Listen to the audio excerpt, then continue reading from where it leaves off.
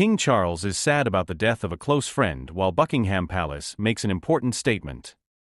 The world paid close attention to a big news story from the royal family while King Charles was on his important trip to Samoa.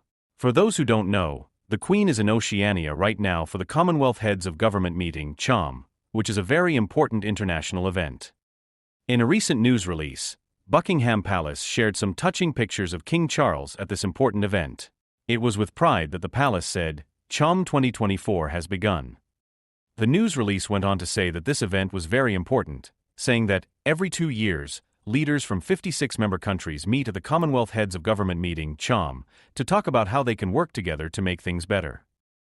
This year's CHOM is especially important because it is being held for the first time in a Pacific small island developing state. The world's leaders met in Samoa, a beautiful country with a lot of history and culture.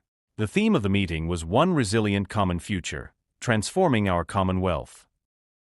This theme focuses on resilience and long-term change for the future, showing how the Commonwealth's different countries share goals and problems. The meeting is very important for the Commonwealth because it gives heads of government a chance to talk about important global problems like climate change and economic development and come up with solutions as a group. King Charles's attendance at this event shows that he is determined to carry on the service and leadership that his mother, Queen Elizabeth II, so highly valued during her rule. But King Charles was sad at the time of the event. Not long before CHOM, the inquest into the death of his close friend Ian Farquhar was over, showing the terrible details of his death.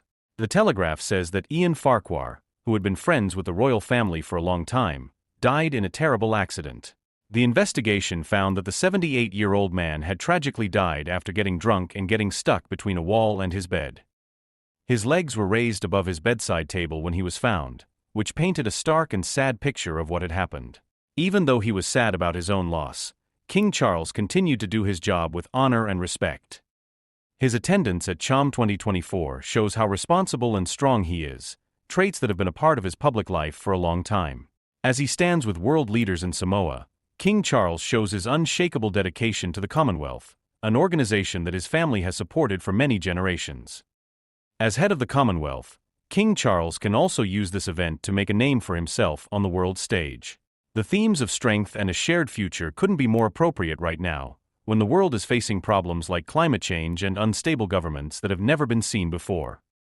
King Charles has long been a supporter of protecting the environment and promoting sustainable growth.